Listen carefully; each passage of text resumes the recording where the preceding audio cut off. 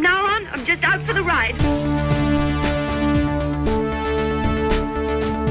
Hey, what's up, rideshare drivers? It's your buddy Adam online with some advanced strategy and technique for all of you hustlers out there who want to make as much as you can.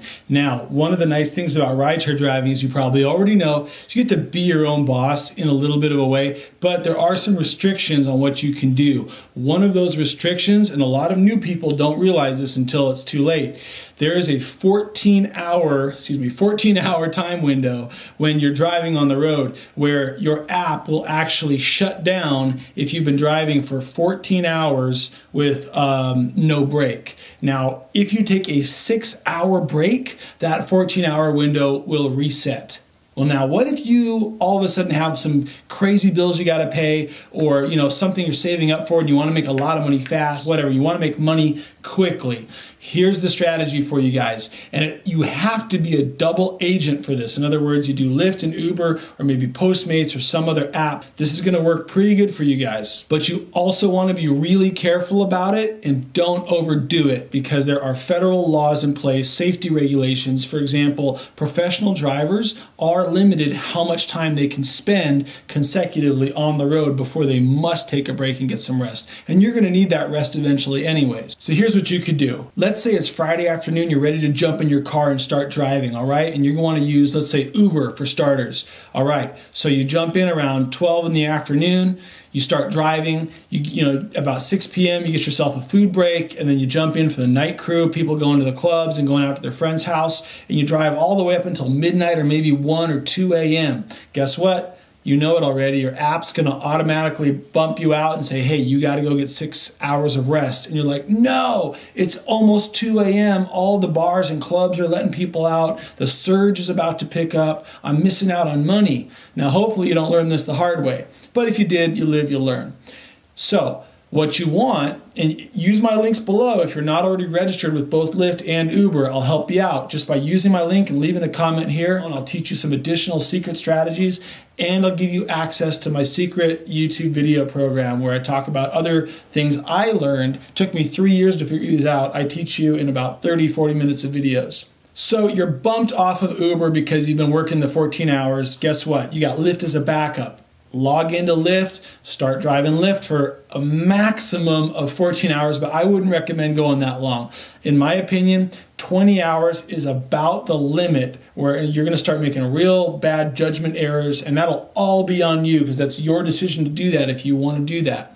But from that 2 a.m. cutoff, like we're talking about in the example, that 2 a.m. up until about 10, 10:30, 11 in the morning, and here's why I say that time frame. Because you're going to be getting people out of the clubs, getting them home, right? And then guess what? I've had stragglers at 3:30 a.m. still requesting me that I do like a ride. 4 a.m. I'm getting people that they want to go to the airport for a red-eye flight. And then guess what? Around 5:30, you get the early crowd that are going to work the next morning. And people that are going to work, they don't want to be late. So even if it starts surging at 5 or 6 a.m., here's kind of a bonus tip for you. The early bird gets the surge. Because while you were working that night shift the night before, people are not usually in a hurry to get to the club on time. Like they'll wait for the surge to die down, and they're going to go pick up a few of their friends, and then they're going to try to get to the club and save money because they don't want a $50 Uber tab just for going to the club.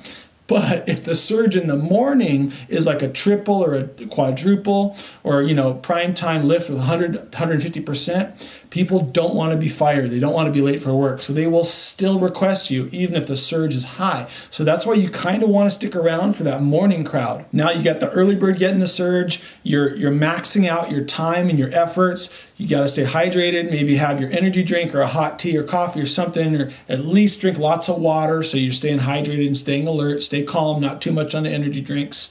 Now around 10:30, 11 a.m., that morning crowd is going to die down. The people going to work. And the afternoon is actually typically a lull. At that point, you really need to get your rest. So set your destination filter, go straight home, or if you're far away from home, heck, get a cheap Airbnb. Now, this strategy isn't for everyone. I really recommend it if you're a hardcore hustler, someone like I am. Take it from me. I busted my butt out there. I earned the the Lyft 1000 rides jacket. I'm in the 1K club with Lyft, and I'm still registered to drive Lyft and Uber, even though now I'm a homeowner and I have an Airbnb business that I love to do. So I stay registered just in case I'm in a market and I want to kind of drive there and explore and see what it's like, or pass out some referral cards. That stuff I can still do. So I stay registered. That way I can relate to you guys. I know what's happening in the industry. So I hope this helped you out. Give it a like, a share, and don't forget to smash that subscribe button to help me out. I really appreciate you guys that we got over 1,000 subscribers, and I will be doing another cash giveaway in the very near future. All right, you guys, thanks a lot for watching. Make it a great day. From now on, I'm just out for the ride.